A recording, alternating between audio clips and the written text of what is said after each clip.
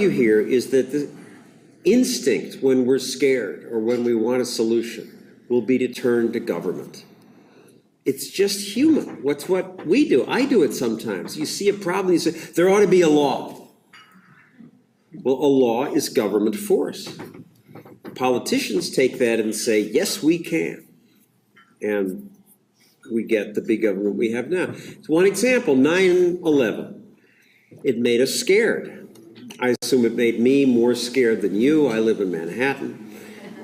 Afterward, the Congress said, we got to take over the airport security.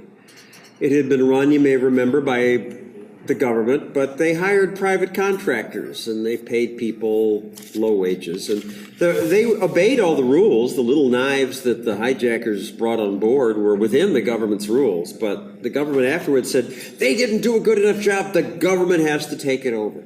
Tom Daschle, the Senate Majority Leader, said, you can't professionalize if you don't federalize. You laugh, but this makes sense to people, and the Senate voted 100-0 to create the TSA. So how's that working out for us? Now we can make fun of the TSA and our bad experiences with them, but you might think that, it's necessary. They have kept us safe. But we don't know that.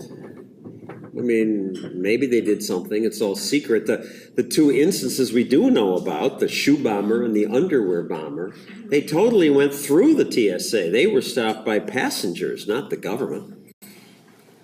And there's one airport that doesn't have the TSA, San Francisco. In the law, it said if a city wants to opt out, it can opt out, and San Francisco did. And so we interviewed people at that airport, and they said things like, gee, these screeners are friendlier. This is different. And the lines move quickly. And the TSA, the government, did its own undercover survey of airports, and maybe they were looking to catch the private screeners there doing a lousy job, but surprise, they found they were more likely to find contraband. So why is this? Why are the private screeners more likely to find contraband quicker and friendlier? Because they're private screeners.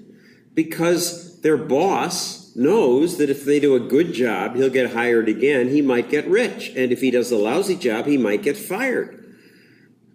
The TSA knows you can't fire the government. They have no incentive to innovate, to be better.